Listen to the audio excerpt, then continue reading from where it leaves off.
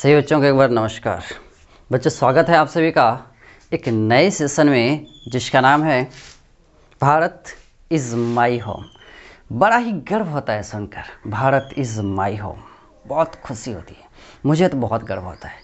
क्या आपको भी खुशी होती है? क्या आपको भी ये कहते हुए गर्व होता है कि भारत इज़ माई होम?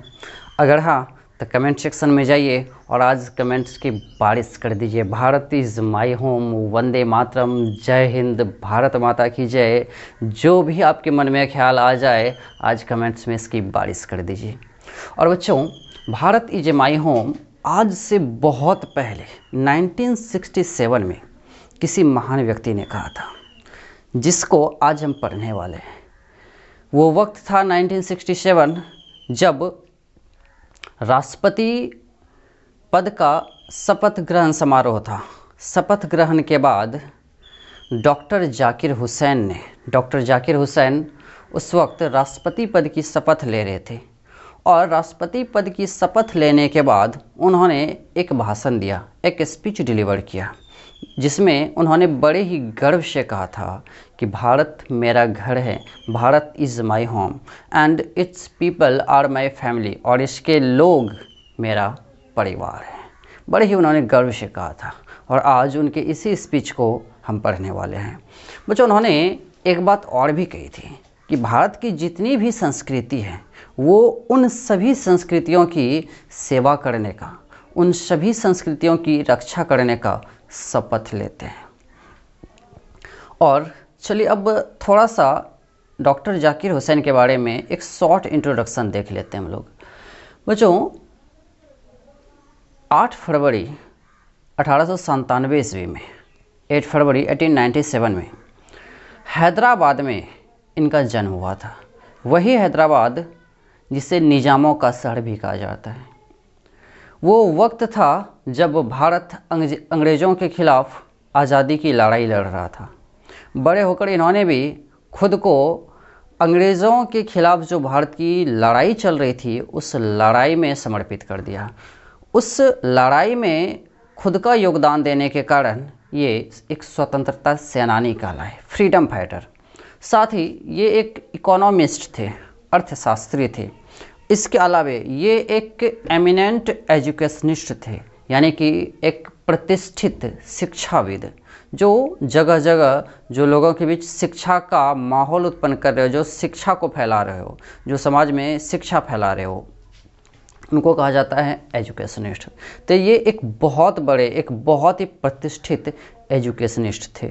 और ये कितने बड़े एजुकेशनिस्ट थे आप इसी बात से अनुमान लगा सकते हैं कि जब इनकी उम्र मात्र 23 ईयर्स थी, 23 साल की उम्र में इन्होंने एक यूनिवर्सिटी की स्थापना की थी जिसका नाम था जामिया मिलिया इस्लामिया यूनिवर्सिटी। हालांकि बात ऐसी नहीं है कि उस यूनिवर्सिटी को सिर्फ इन्होंने ही स्थापित किया था, बल्कि इनके साथ और भी कुछ लोग थे, इसलिए ये उस यूनिवर्सिटी के को फाउंडर हैं। जामिया मिलिया इस्लामिया यूनिवर्सिटी के डॉक्टर जाकिर हुसैन को फाउंडर हैं। आगे चल के इन्होंने राजनीति में भी कदम रखा और राजनीति में जब कदम रखा तो ये बिहार के गवर्नर बने, साथ ही वाइस प्रेसिडेंट बने और फिर फाइनली एक दिन प्रेसिडेंट भी बने।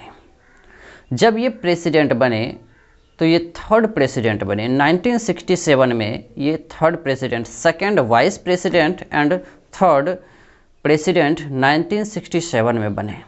और थर्ड प्रेसिडेंट बनने के साथ साथ ये फर्स्ट मुस्लिम प्रेसिडेंट भी बने।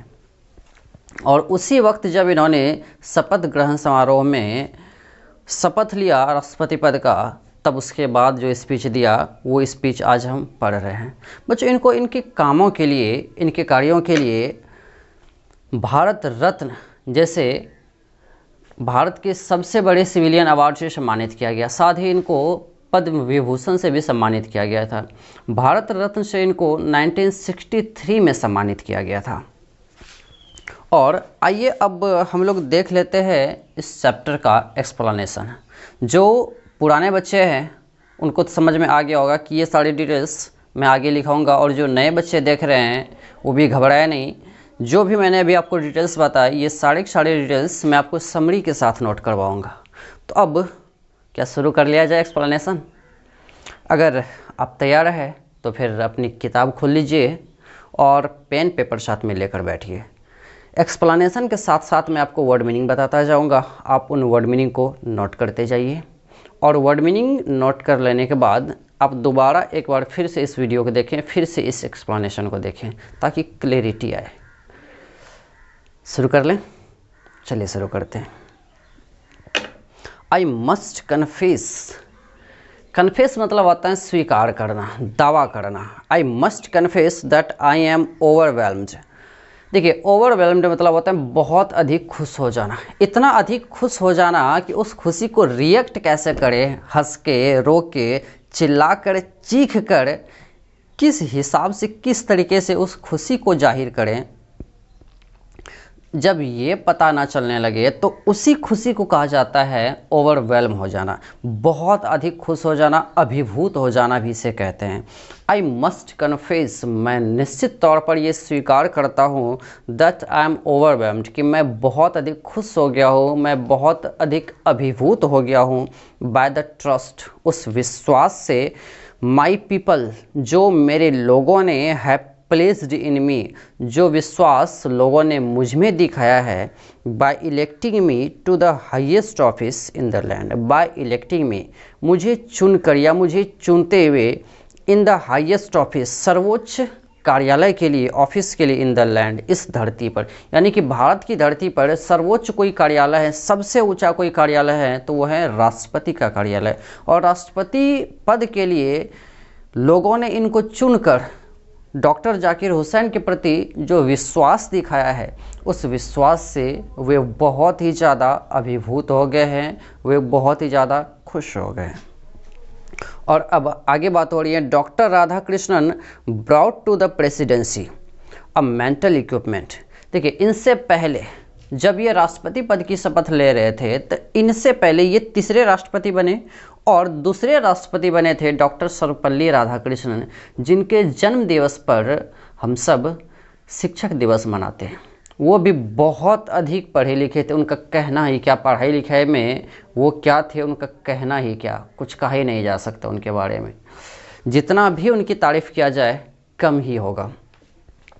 उनके बारे में बात करते हुए, second president doctor Sarvepalli Radhakrishnan के बारे में बात करते हुए जो तीसरे प्रेसिडेंट बनने जा रहे हैं डॉक्टर जाकिर हुसैन, वो कह रहे हैं, doctor Radhakrishnan brought to the presidency, presidency मतलब होगा राष्ट्रपति पद, अ मेंटल इक्विपमेंट, और मेंटल इक्विपमेंट का मतलब होता है कोई स्किल्स हो, नॉलेज हो, एबिलिटी हो, टैलेंट हो, इन सब चीज़ों का मिक्सचर है। दैट मीन्स कि किसी काम को करने के लिए आपके पास टैलेंट है, स्किल है, नॉलेज है, इन सब चीज़ों को एक साथ कहते हैं मेंटल इक्विपमेंट। दैट मीन्स कि बौद्धिक क्षमता।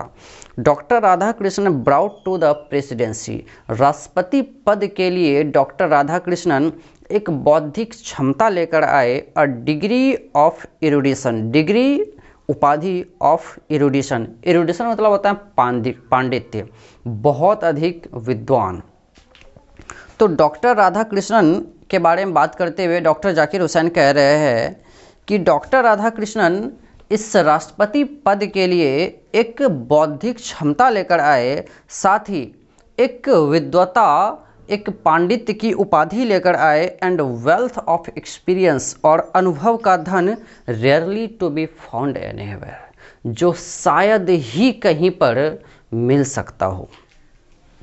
ड्यूरिंग अ लाइफ टाइम, पूरे जीवन भर, devoted to the pursuit of knowledge and truth, during a lifetime, पूरे जीवन भर, डिवोटेड समर्पित, to the pursuit of knowledge and truth, pursuit मतलब होता है टू सर्च, दैट मीन्स की तलाश, खोज, devoted to the pursuit of knowledge and truth, सत्य, सच्चाई और ज्ञान, नॉलेज ज्ञान, एंड ट्रूथ सच्चाई, तो जीवन भर सच्चाई और ज्ञान की खोज में समर्पित रहे।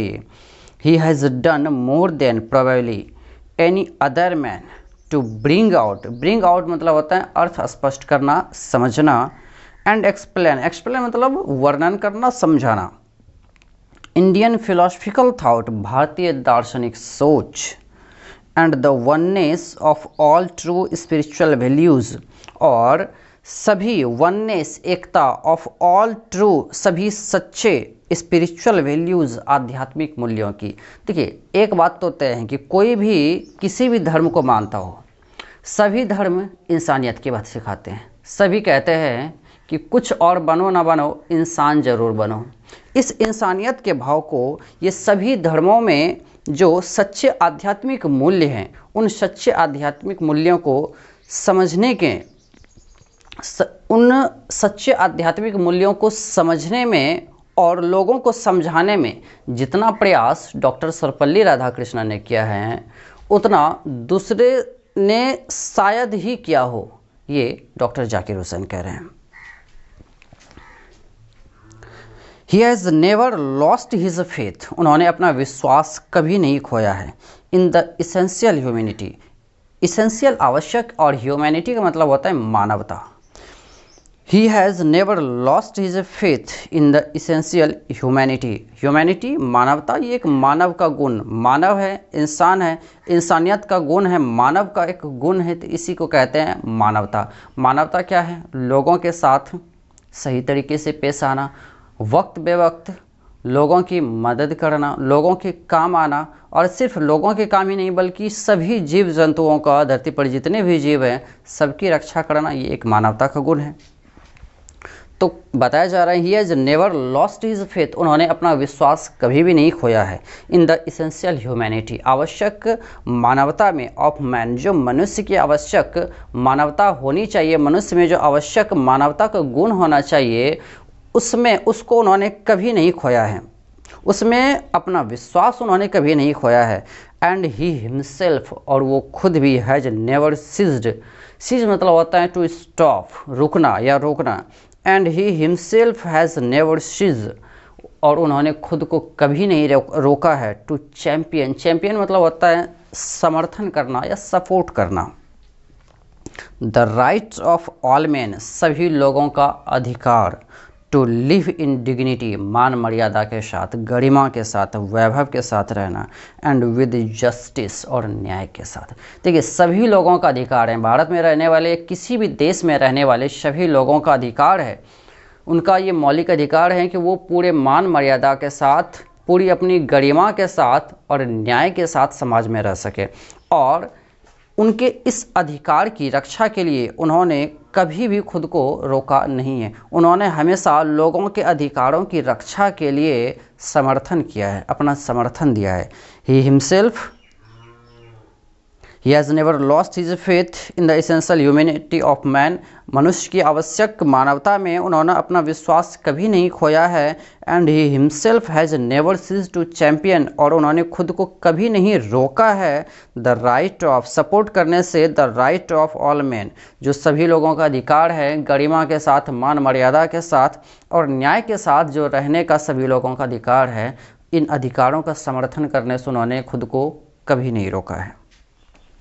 पैराग्राफ नंबर 3 पर आते हैं। I can only assure you, मैं आपको सिर्फ ये सुनिश्चित कर सकता हूँ, दैट कि I enter this office in a spirit of prayerful humanity, कि मैं इस ऑफिस में एक प्रेयरफुल, एक प्रार्थनापूर्ण ह्यूमिलिटी, विनम्रता की भावना के साथ इंटर कर रहा हूँ।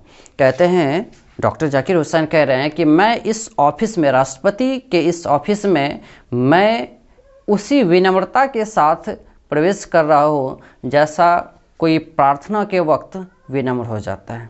अब बच्चों की या अपनी बातें वक्त को ज़रा सोच कर देखिए, शायद बचपन में आप भी प्रार्थना करते होंगे, सच में अगर आप प्रार्थना करते होंगे तो विनम्र रहते होंगे, लेकिन अगर मजाक में लेते होंगे तो फिर तो कोई बात ही नहीं है, प्रार्थना चल रही है, इधर देख रहे हैं, उधर इधर, कुछ कहा ही नहीं जा सकता है।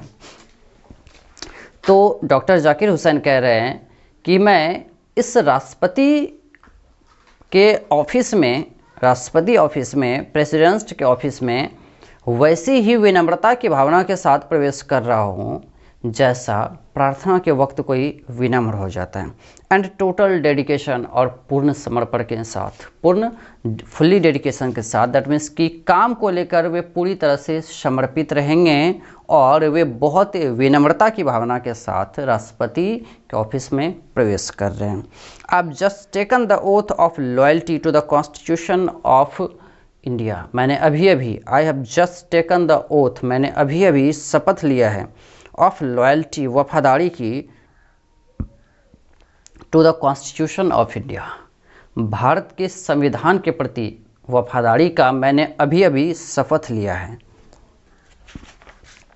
It is the constitution of a comparatively, comparatively मतलब होता है तुलनात्मक रूप से, new state which its free citizens have for the first time in history given to themselves. देखिए यहाँ पर एक सेंटेंस को जरा आप ध्यान समझिएगा, constitution of a comparatively new state which its free citizens have, यहाँ के बाद आपको रुकना है और डायरेक्ट आपको जाना है given to themselves. Its free citizens have के बाद डायरेक्ट आपको आना है गिवन टू देमसेल्व्स पर। इसका यहाँ से मीनिंग समझना है, बाद में हम देखेंगे for the first time in history. देखिए शुरू समझते हैं। It is the constitution of a comparatively new state, ये तुलनात्मक रूप से एक नए स्टेट का, एक नए राष्ट्र का संविधान है, विच इट्स फ्री सिटीजन्स हैव, जो इसके स्वतंत्र नागरिकों को मिला है, गिवन टू देमसेल्व्स, मिला है नहीं बल्कि which its free citizens have given to themselves, जो इसके स्वतंत्र नागरिकों ने खुद को ही दिया है। यानी कि ये जो नागरिक स्वतंत्र हुए हैं भारत के, स्वतंत्र भारत में उनको जो कुछ भी अधिकार मिले हैं, वो अधिकार उनको मिले नहीं हैं बल्कि वो उन्होंने खुद को खुद ही दिया है, किसी दूसरे ने नहीं दिया है बल्कि उन्होंने खुद से प्रयास करके उन अधिकारों को हासिल किया है। For the first time in history, इतिहास में पहली बार। It is the constitution of a comparatively new state, ये तुलनात्मक रूप से पहले के समय से तुलना करते हुए बता रहे हैं कि पहले के समय में लोगों को इतना अधिकार नहीं हुआ करता था, क्योंकि भारत हजारों वर्षों से गुलामी की जंजीरों में जकड़ा हुआ था। कभी डच के, कभी मुग़लों के, कभी अंग्रेज़ों के, कभी पुर्तगालियों के, हजारों वर्षों तक भारत गुलामी की बेड़ियों में जकड़ा रहा था। तो इतिहास में पहली बार भारत के नागरिकों ने खुद को ही वो अधिकार दिया, किसी और से नहीं मिला, जो अधिकार उनका वास्तव में है इस देश में। It is the young state of an ancient people, ये प्राचीन लोगों का एक युवा राज्य है। It is the young state of an ancient people. देखिए प्राचीन लोग क्यों बोला जा रहा है। पिछले चैप्टर में गांधी जी ने भारतीय सभ्यता एवं संस्कृति के बारे में बात करते हुए कहा था कि प्राचीन सभी सभ्यताएं नष्ट हो गई, लेकिन भारतीय सभ्यता आज भी जीवित है। तो सेम वही टर्म है यहाँ पर। एंशियंट पीपल का मतलब हुआ कि प्राचीन सभ्यता के साथ, प्राचीन संस्कृति के साथ लोग आज भी जी रहे हैं, लेकिन हजारों वर्षों की गुलामी के बाद भारत को स्वतंत्र हुए अभी कुछ ही दिन हुए हैं, और इस कारण से वो तो यंग स्टेट बना, लेकिन इसके लोग प्राचीन संस्कृति के साथ जी रहे हैं, इसलिए ancient people. It is the young state, ये एक युवा राष्ट्र है, ऑफ एन एंशियंट पीपल, प्राचीन लोगों का, who through the long millennia, long millennia मतलब वह, मिलेनिया मतलब होता है शताब्दी या सहस्त्राब्दी, सदी। It is the young state of an ancient people, प्राचीन लोगों का ये एक युवा राज्य है, युवा राष्ट्र है, who through the long millennia, जिन्होंने लंबी सदियों, कई सदियों की लड़ाई के बाद, कई सदियों के संघर्ष के बाद, एंड थ्रू कोऑपरेशन, और सहयोग से, ऑफ डाइवर्स, विविध, अलग अलग, एथनिक एलिमेंट्स, जातीय तत्वों के, विभिन्न जातीय तत्वों के सहयोग से, और हजारों वर्षों की, कई सौ वर्षों की, कई हजार वर्षों की लड़ाई के बाद, हैव स्ट्राइवन टू रियलाइज टाइमलेस, कई वर्षों तक, कई हजार वर्षों तक कठिन संघर्ष किया है। स्ट्राइव मतलब होता है कठिन प्रयास करना या संघर्ष करना। It is the young state of an ancient people, यह प्राचीन लोगों का एक युवा राष्ट्र है, जिसने हजारों वर्षों तक और विभिन्न जातीय तत्वों के सहयोग से कड़ा संघर्ष किया है, टू रियलाइज, एहसास करने के लिए, टाइमलेस। अब देखिए टाइमलेस होता है जिस चीज़ पर टाइम के चेंज होने से कोई भी इफेक्ट ना आए, कोई भी प्रभाव ना पड़े। तो जिस प्रकार से भारत पहले गुलाम था, इसके बाद आज़ाद हुआ, तो आज़ाद भारत में अब उनको कोई भी डर ना हो कि भारत कहीं फिर से गुलाम ना हो जाए, या पहले के समय जैसा जिस वक्त वो गुलाम थे, ढेरों सारी परेशानियां थी उनके पास, उन परेशानियों को वो अब छोड़ चुके हैं और अब वो अपनी मनमर्जी के अनुसार जी सकते हैं, अपने पूर्ण अधिकारों के साथ जी सकते हैं। तो इसी को कहते हैं टाइमलेस एहसास करना। तो भारत ने हजारों वर्षों तक और अलग अलग जाति समूह के लोगों ने मिलकर जो प्रयास किया है आज़ादी के लिए, उससे लोग टाइमलेस एहसास कर रहे हैं। अभी लोग बिल्कुल स्वतंत्र महसूस कर रहे हैं, साथ ही एब्सोल्यूट वैल्यूज़ और पूर्ण मूल्यों को एहसास कर रहे हैं इन देयर ऑन पेकुलियर वे, अपने अनोखे अंदाज में, अपने अनोखे तरीके से। ऑन पेकुलियर वे का मतलब हुआ अपने अनोखे तरीके से। तो सभी लोगों ने मिलकर यहाँ पर, अलग अलग जाति और धर्म के लोगों ने मिलकर यहाँ पर अपने अपने अनोखे अंदाज में टाइमलेस और पूर्ण मूल्यों को, जो उनका अधिकार है, उनको एहसास करने के लिए कड़ा संघर्ष किया है। I pledge myself to the service of those values. देखिए, प्लेज का मतलब होता है प्रतिज्ञा में बांध लेना किसी को। आई प्लेज माई सेल्फ, मैं खुद को प्रतिज्ञा में बांध लेता हूँ। कहने का ये मतलब है कि मैं शपथ लेता हूँ। अब आप इसको शपथ लेना ही कहेंगे। प्लेज माई सेल्फ, मैं शपथ लेता हूँ।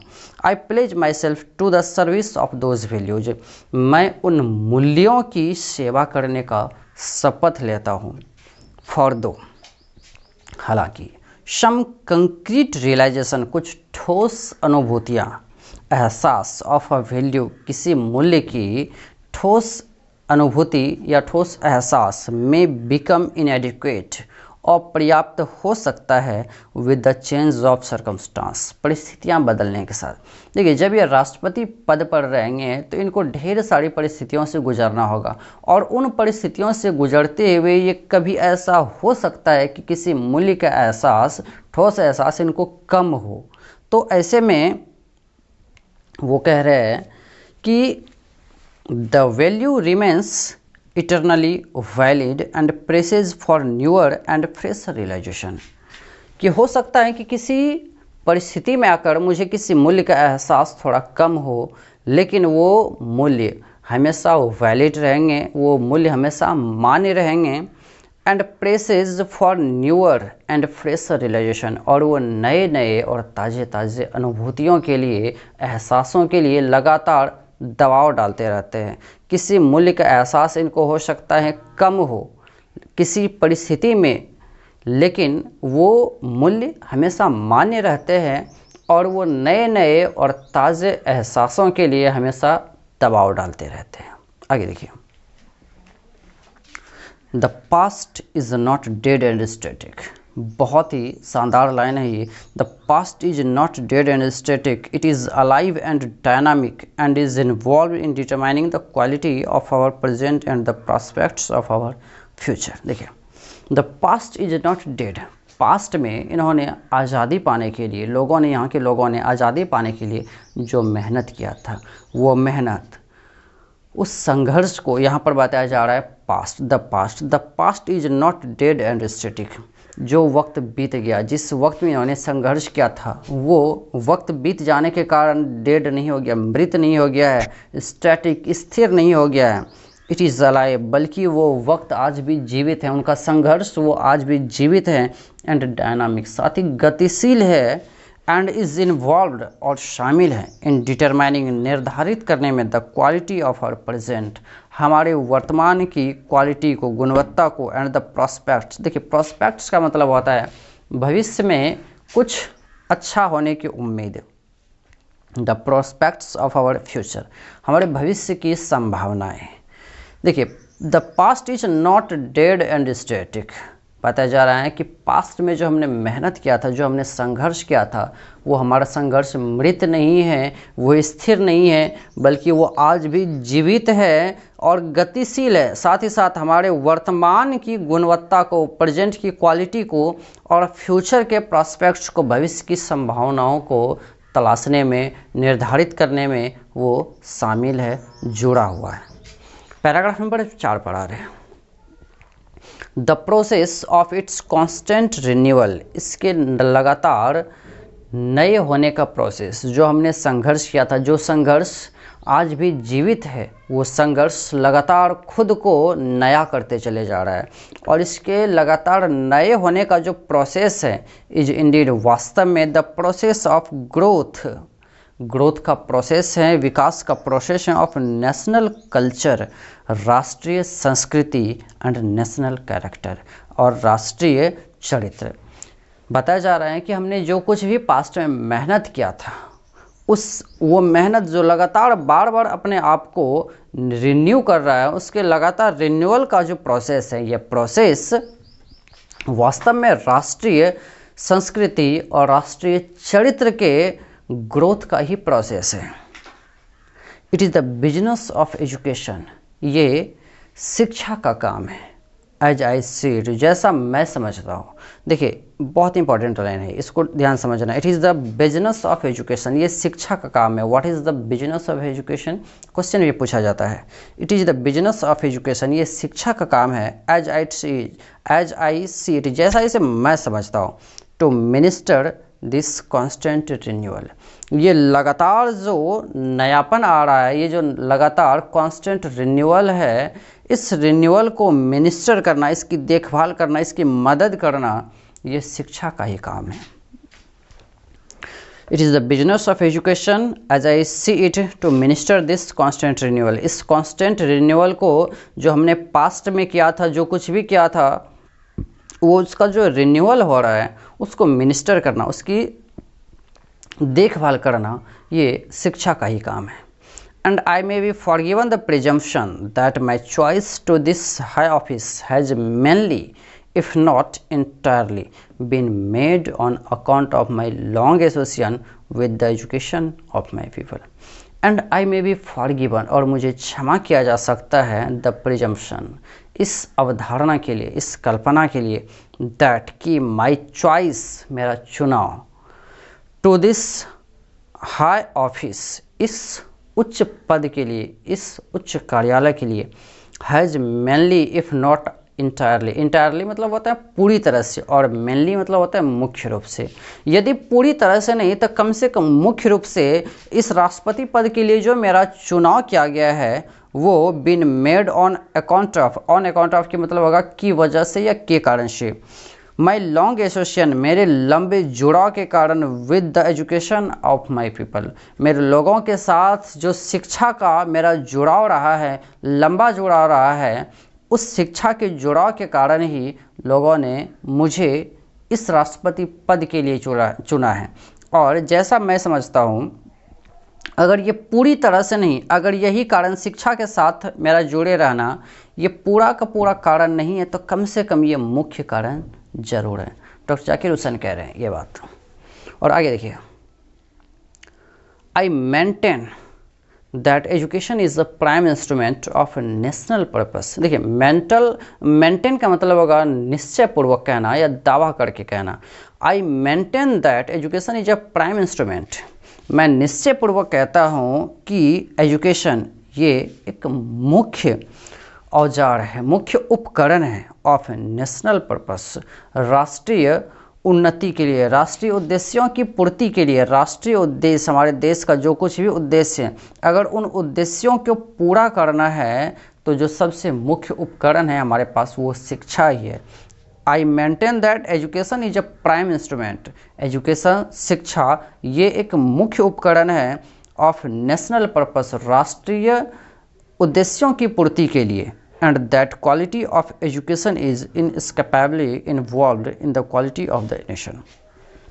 And that quality of education, और शिक्षा की वो गुणवत्ता ही is inescapably, अपरिहार्य रूप से मतलब जिसको टाला नहीं जा सकता, जिसको नज़रअंदाज नहीं किया जा सकता है।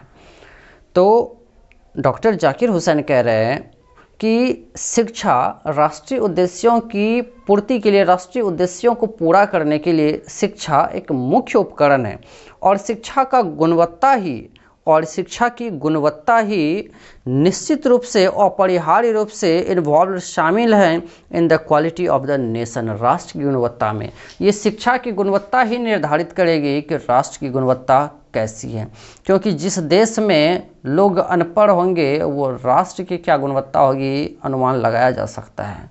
जिस देश के लोग जितना ज़्यादा पढ़े लिखे होंगे उस देश की शिक्षा की गुणवत्ता जितनी अच्छी होगी वो राष्ट्र उतना ही ज़्यादा, वो देश उतना ही ज़्यादा उन्नति प्रगति के पथ पर आगे बढ़ेगा, वो देश उतना ही ज़्यादा प्रोग्रेस करेगा।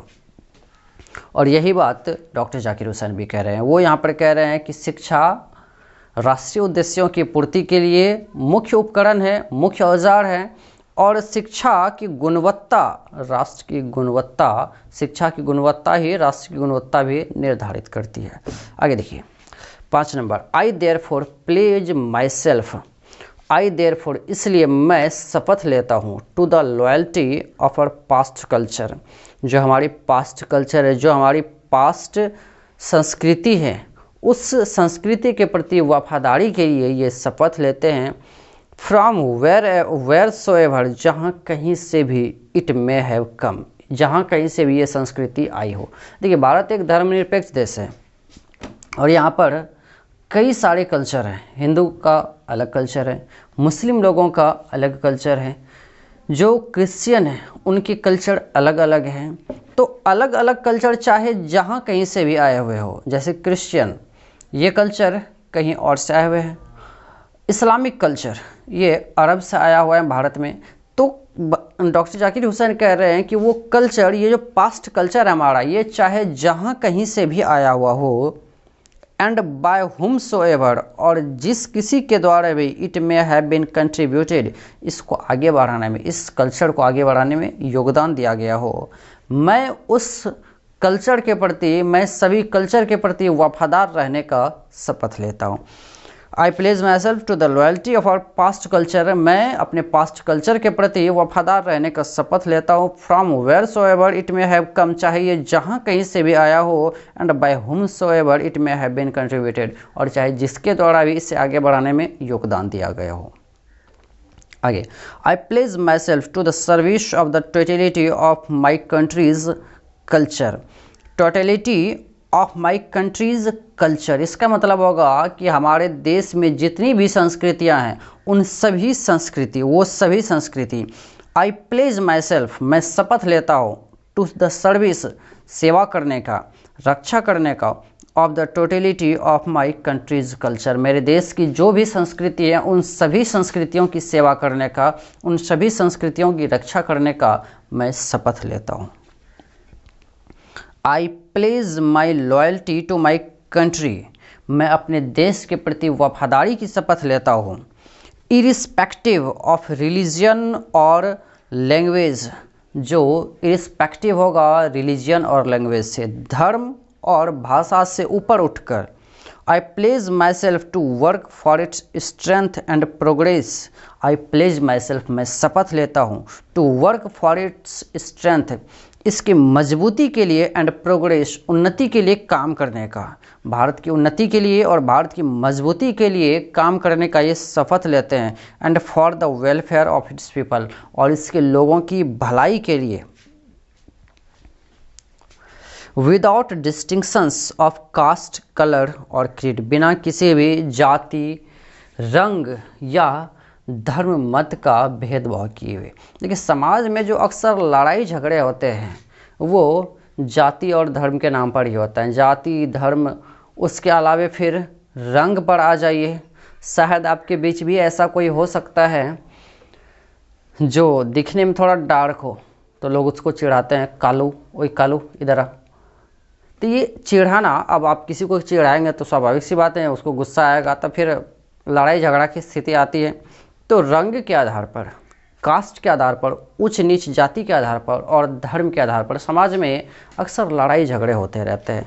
तो डॉक्टर जाकिर हुसैन कहते हैं कि मैं अपने देश की भलाई के लिए काम करूंगा, मैं अपने देश के सभी कल्चर का सेवा करूंगा, साथ ही मैं अपने देश के प्रति जो वफादार रहूँगा वो धर्म और भाषा से ऊपर उठकर होगा। मैं इस देश के लोगों की भलाई के लिए काम करूंगा, इसकी मजबूती के लिए और इसकी उन्नति के लिए काम करूंगा, और वो भी बिना किसी जाति, धर्म, मत या फिर रंग का भेदभाव किए बगैर। The whole of Bharat is my home, ये पूरा का पूरा भारत मेरा घर है। And its people are my family, और इसके लोग मेरा परिवार है। The people have chosen to make me the head of this family for a certain time. The people have chosen to make me, लोगों ने मुझे बनाने के लिए चुना है, द हेड, मुखिया, ऑफ दिस फैमिली, इस परिवार का मुखिया, फॉर अ सर्टेन टाइम, थोड़े समय के लिए, एक निश्चित समय के लिए लोगों ने, ए सर्टेन टाइम के लिए, एक निश्चित समय के लिए लोगों ने मुझे इस परिवार का मुखिया चुना है। It shall be my earnest endeavour, और ये मेरा सच्चा प्रयास होगा, एंडेवर, प्रयास, to seek to make this home strong and beautiful, इस घर को मजबूत और सुंदर बनाने के लिए प्रयास करना मेरा सच्चा प्रयास होगा। इस घर को मजबूत और सुंदर बनाने के लिए मेरा सच्चा प्रयास होगा। अ वर्दी होम, एक योग्य घर, फॉर अ ग्रेट पीपल, असंख्य लोगों के लिए, engaged in the fascinating task, engaged जो शामिल है, in the fascinating task, fascinating मतलब होगा आकर्षक, दिलचस्प, शानदार, फैसिनेटिंग टास्क जो शानदार एक कार्य में, जो दिलचस्प कार्य में जुड़े हुए हैं, ऑफ बिल्डिंग अप, बनाने का, अ जस्ट, एक न्यायोचित, एंड अ प्रॉस्परस, एक समृद्ध, एंड ग्रेसफुल लाइफ, और खुशहाल जीवन। देखिए क्या बताया जा रहा है कि जो भी लोग इस देश को समृद्ध बनाने में, इस देश को खुशहाल बनाने में और लोगों के लिए न्यायोचित, न्याय के साथ जीवन जीने वाला बनाने में लगे हुए हैं, उन सभी लोगों के लिए इस घर को एक वर्दी होम, एक योग्य घर बनाने का मेरा प्रयास रहेगा। अब देखिए, चाहे डॉक्टर हो, वकील हो, किसान हो, टीचर हो, हर कोई अपने अपने हिसाब से प्रयास कर रहा है इस घर को बेहतर बनाने के लिए, हर कोई अपनी अपनी तरफ से प्रयास कर रहा है। एक किसान है, वो भी इस देश को बेहतर बनाने के लिए प्रयास कर रहा है। एक टीचर है, वो भी इस देश को बेहतर बनाने के लिए प्रयास कर रहा है। साइंटिस्ट हैं, डॉक्टर हैं, लॉयर हैं, हर कोई इस देश को बेहतर बनाने के लिए अपनी अपनी तरफ से प्रयास कर रहे हैं। और डॉक्टर जाकिर हुसैन कह रहे हैं कि ये सभी लोग जो इस घर को बेहतर बनाने के लिए प्रयास कर रहे हैं, उन सभी लोगों के लिए इस घर को एक योग्य घर बनाने के लिए मैं भी पूरा प्रयास करूँगा। और आइए अब आते हैं पैराग्राफ नंबर 6 पर। द फैमिली इज़ बिग, परिवार बहुत बड़ा है, परिवार बड़ा है, एंड इज़ कॉन्स्टेंटली ग्रोइंग, और लगातार ही बड़ा हो रहा है, वृद्धि कर रहा है, बड़ा होते जा रहा है, at a rather inconveniently fast pace. Inconveniently मतलब होगा असुविधाजनक ढंग से। परिवार बड़ा है, द फैमिली इज़ बिग, परिवार बड़ा है, एंड इज कॉन्स्टेंटली ग्रोइंग, और लगातार ही बढ़ रहा है, at rather inconveniently fast pace, असुविधाजनक ढंग से, फास्ट पेस, तेज गति से। We shall, each one of us, हम में से हर किसी को, हैव टू पार्टिसिपेट, शामिल होना होगा, भाग लेना होगा, अनस्पेयरिंगली, उदारतापूर्वक, सख्ती से, इन बिल्डिंग इट्स न्यू लाइफ, इसका नया जीवन बनाने में, etch in his on way, हर किसी को अपने अपने हिसाब से, हर किसी को अपने अपने तरीके से, for Seer size the tasks ahead of us, ये बड़े आकार का जो कार्य, the tasks ahead of us, जो हमारे आगे है, आर सो डिमांडिंग, ये इतना अधिक मांगों से भरा हुआ है, that no one can afford to sit back and just watch, कि कोई इस बात का जोखिम नहीं उठा सकता है कि वो बस बैठे रहे और बैठकर चुपचाप देखता रहे। और let frustration become endemic in our country, या फिर फ्रस्ट्रेशन को, निराशा को, कुंठा को, बिकम इंडेमिक, स्थान लेने दे सकता है इन आवर कंट्री, हमारे देश में। देखिए बताया जा रहा है कि परिवार बहुत बड़ा है और लगातार असुविधाजनक ढंग से लेकिन तेज गति से बढ़ रहा है।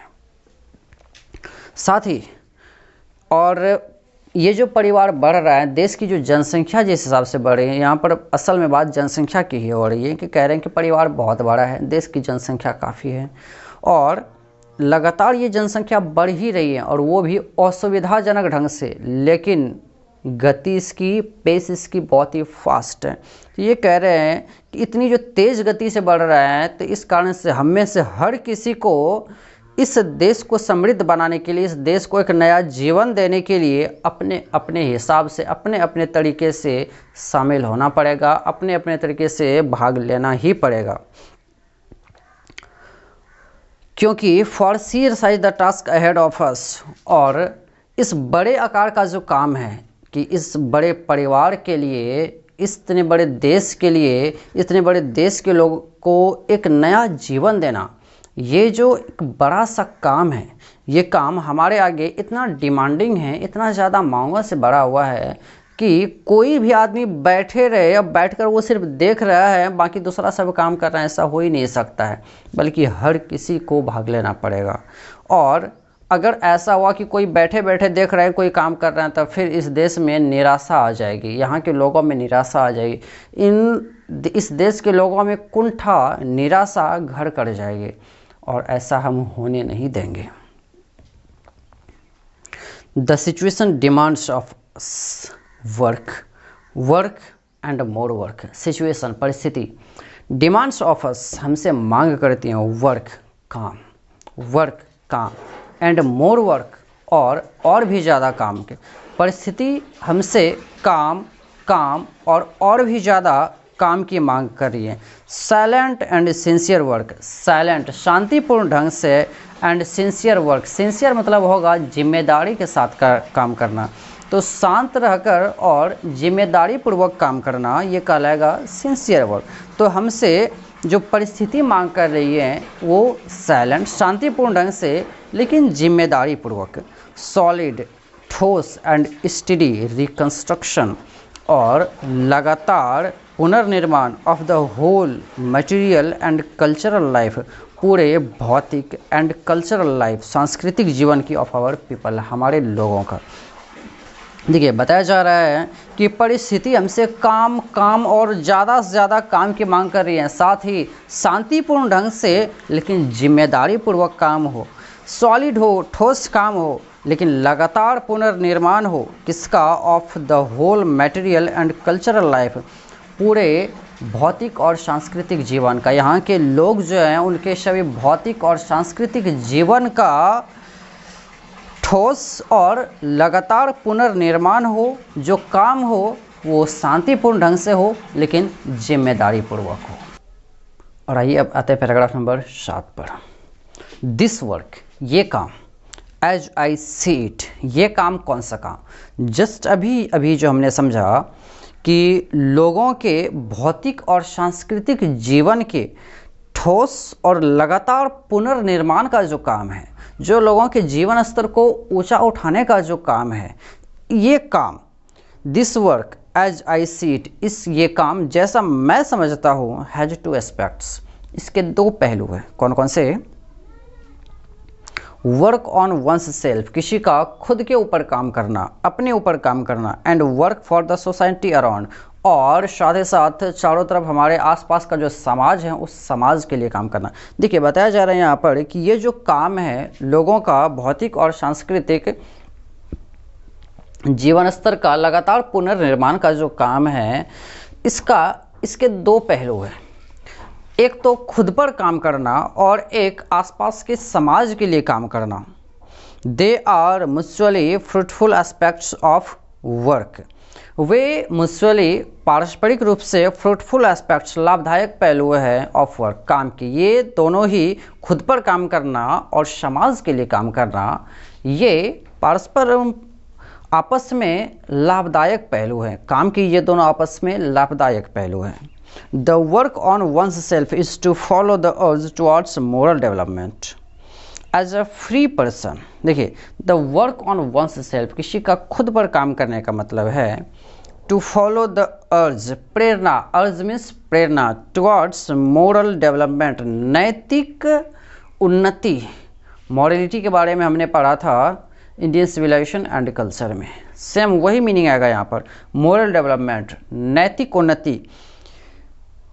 The work on one's self is to follow the urge towards moral development, नैतिक उन्नति के लिए जो प्रेरणा है उसे फॉलो करना एज अ फ्री पर्सन, एक स्वतंत्र नागरिक के रूप में, एक स्वतंत्र व्यक्ति के रूप में, and under self impose discipline, और खुद पर खुद से ही लगाए गए डिसिप्लिन के साथ। देखिए मॉरलिटी की अगर बात हो रही है तो मॉरलिटी का शुरुआत सबसे पहले डिसिप्लिन से ही होती है, डिसिप्लिन अनुशासन से ही मॉरलिटी की शुरुआत होती है। तो यहाँ पर बताया जा रहा है कि खुद पर काम करने का क्या मतलब है कि मोरल डेवलपमेंट के लिए, नैतिक उन्नति के लिए काम करना, नैतिक उन्नति के लिए प्रेरणा जो है उनको फॉलो करना, और वो भी एक स्वतंत्र व्यक्ति के रूप में और खुद से खुद पर लगाए गए डिसिप्लिन के साथ। which alone can render मतलब सफल बनाना, that development possible, which alone can render that development possible, जो अकेले ही उस डेवलपमेंट को पॉसिबल कर सकता है, सफल बना सकता है। इट्स एंड प्रोडक्ट, किसका?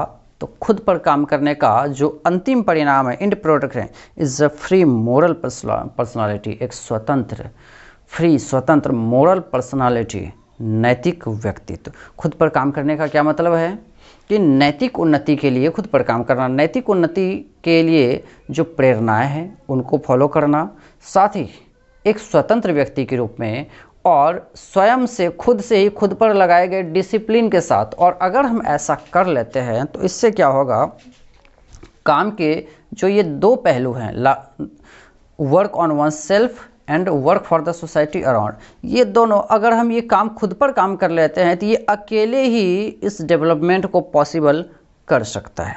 देखिए आगे, and its end product is a free moral personality, और इसका अंतिम परिणाम क्या है, वो एक फ्री मोरल पर्सनालिटी है। We can neglect the end product only at our peril, peril मतलब होता है जोखिम। We can neglect the end product, हम इस अंतिम परिणाम को नज़रअंदाज कर सकते हैं, ओनली एट आवर पेरिल, सिर्फ अपने जोखिम पर। This end product can not sustain itself without seeking and exercising itself to bring about the approximation of the society.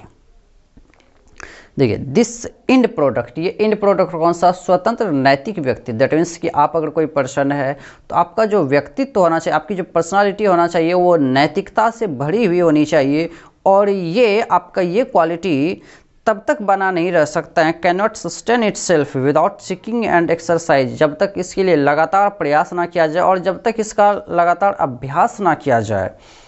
To bring about the approximation, approximation मतलब निकटता, और ब्रिंग अबाउट मतलब करना, लगाना या लाना। ब्रिंग अबाउट द अप्रॉक्सीमेशन, निकटता लाना, ऑफ द सोसाइटी, समाज में, to which it is privileged to serve a better, a juster and a more graceful way of life. To which, जिसके लिए, इट इज़ प्रिविलेज, इससे विशेषाधिकार प्राप्त है, to serve, to a better, सेवा करने का, एक अधिक अच्छा, अजस्टर, एक अधिक न्यायोचित, जस्ट मीन्स न्यायोचित, अजस्टर एक अधिक न्याय संगत, एक अधिक न्यायोचित, एंड अ मोर ग्रेसफुल वे, और एक अधिक खुशहाल तरीका, रास्ता ऑफ लाइफ, जीवन का। देखिए बात यहाँ पर ये हो रही है कि हम इस अंतिम परिणाम को अपने जोखिम पर ही नज़रअंदाज कर सकते हैं, और ये अंतिम परिणाम जब तक हम इसके लिए अभ्यास नहीं करते चले जाएंगे तब तक हमारा व्यक्तित्व, तब तक हमारी पर्सनालिटी वो मोरलता के साथ, मॉरलिटी के साथ नहीं रह सकती है। क्योंकि मॉरलिटी के लिए एक बार हम किसी की हेल्प कर दें तो इससे हम सिर्फ अच्छे नहीं बन जाएंगे, बल्कि उसके लिए लगातार हमें प्रयास करना होगा। हर वक्त, हर क्षण, जब कभी भी किसी को ज़रूरत पड़े हम उनकी मदद के लिए हमेशा तैयार रहें, हम हमेशा अच्छे काम करते रहें, तभी हमारा व्यक्तित्व मॉरलिटी से भरा हुआ होगा। तो यहाँ पर वही बात की जा रही है कि जब तक इसका अभ्यास ना किया जाए, मॉडलिटी के लिए अभ्यास ना किया जाए, और इस मॉडलिटी के ऊपर ही ये जिम्मेवारी है, इसको विशेषाधिकार प्राप्त है कि ये समाज में लोगों के बीच निकटता ला सकता है और इसी से एक अधिक अच्छा समाज बन सकता है, एक अधिक न्यायोचित समाज बन सकता है, और जीवन की राह, जीवन को जो रास्ता होगा वो एक अधिक खुशहाल होगा, अधिक समृद्ध होगा। आगे देखिए, the individual can not grow in full perfection without a corresponding advance. ठीक है, द इंडिविजुअल, इंडिविजुअल का मतलब हुआ अलग अलग, कोई भी अकेले, can not grow in full perfection, पूरी तरह से फुल परफेक्शन के साथ ग्रो नहीं कर सकता है, आगे नहीं बढ़ सकता है, विदाउट अ कॉरस्पॉन्डिंग एडवांस, बिना एक समरूपी उन्नति के, एडवांस मीन्स उन्नति, corresponding advance of the collective social existence, उसके आसपास का जो समाज है उस समाज की उन्नति किए बगैर कोई अकेले ही पूरी तरह से फुल परफेक्शन के साथ ग्रो नहीं कर सकते। अगर किसी को पूरे परफेक्शन के साथ ग्रो करना है, अपना विकास करना है, तो लोगों का विकास करते हुए ही आगे बढ़ सकता है, लोगों की उन्नति करते हुए ही, समाज की उन्नति करते हुए ही कोई पूरे परफेक्शन के साथ अपना खुद का भी विकास कर सकता है। आगे देखिए, let us resolve to get wholeheartedly engaged in these two aspects of work, individual and social. Let us resolve, आइए हम ये संकल्प कर लें, resolve मतलब संकल्प कर लेना, to get wholeheartedly engaged, wholeheartedly मतलब जी जान से, पूरे जी जान से, engaged शामिल हो जाने का, in these two aspects of work, काम के ये जो दो पहलू हैं, इंडिविजुअल एंड सोशल, यानी खुद पर काम करना और समाज के लिए काम करना, ये दोनों जो काम के पहलू हैं, आइए इसके लिए हम पूरे जी जान से तैयार हो जाएं, खुद को समर्पित कर लें, इसके लिए हम खुद संकल्प ले लें। This dual effort will give to the life of our state, this dual effort, ये दोहरा प्रयास, will give to the life of our state, हमारे राष्ट्र को जो जीवन प्रदान करेगा, अ स्पेशल फ्लेवर, एक अलग सा, एक विशेष प्रकार का फ्लेवर होगा। देखिए, फ्लेवर का वैसे तो मीनिंग होता है स्वाद, आप कह सकते हैं, लेकिन फ्लेवर का यहाँ पर मीनिंग होगा एक अलग अंदाज। दिस ड्यूअल एफर्ट, ये ड्यूअल एफर्ट जो हम प्रयास करेंगे, हम खुद पर काम करेंगे और सोशल और सोसाइटी के लिए जो काम करेंगे, यानी कि सोशल एंड इंडिविजुअल, अगर ये दोहरा हम प्रयास करते हैं काम का, तो ये हमारे राष्ट्र के जीवन को एक स्पेशल फ्लेवर देगा, एक शानदार सा अंदाज दे देगा। For the state to us will not be just an organization of power, for, क्योंकि the state to us will not be just an organization of power, क्योंकि तब हमारे लिए स्टेट, हमारा राष्ट्र सिर्फ एक शक्ति का संगठन नहीं होगा, एक ऑर्गेनाइजेशन ऑफ पावर, मतलब कि ऑर्गेनाइजेशन, संगठन ऑफ पावर, शक्ति का सिर्फ संगठन नहीं होगा, बट अ मोरल ऑर्गेनाइजेशन, बल्कि एक नैतिक संगठन होगा। सब लोग, अगर हर लोग समाज में रहने वाले नैतिकता को फॉलो करें, तो ये समाज हमारा शक्ति का संगठन नहीं बल्कि नैतिकता का एक संगठन होगा। It is a part of national temperament and inheritance, ये एक हिस्सा है ऑफ नेशनल टेम्परामेंट, टेम्परामेंट मतलब होता है स्वभाव या मनोदशा, ये राष्ट्रीय स्वभाव का एक हिस्सा है, एंड इनहेरिटेंस, और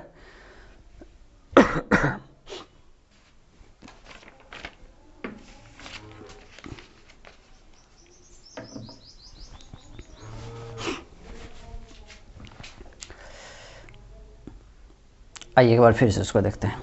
it is a part of national temperament, ये राष्ट्रीय टेम्परामेंट, स्वभाव, मनोदशा, एंड इनहेरिटेंस, इनहेरिटेंस मतलब होता है उत्तराधिकार, यह राष्ट्रीय स्वभाव और उत्तराधिकार का एक हिस्सा है फ्रॉम द ग्रेट लीडर, महान नेता से, ऑफ आवर लिबरेशन मूवमेंट, स्वतंत्रता आंदोलन, स्वतंत्रता आंदोलन के जो महान नेता है महात्मा गांधी, उनसे हमें पता चलता है that power should be used only for moral purposes, उन्होंने कहा था कि शक्ति का उपयोग सिर्फ और सिर्फ नैतिक कार्यों के लिए ही किया जाना चाहिए, लोगों की भलाई के लिए हम शक्ति, लोगों की भलाई के लिए हम अपनी शक्ति का उपयोग करें, लोगों की बर्बादी के लिए नहीं।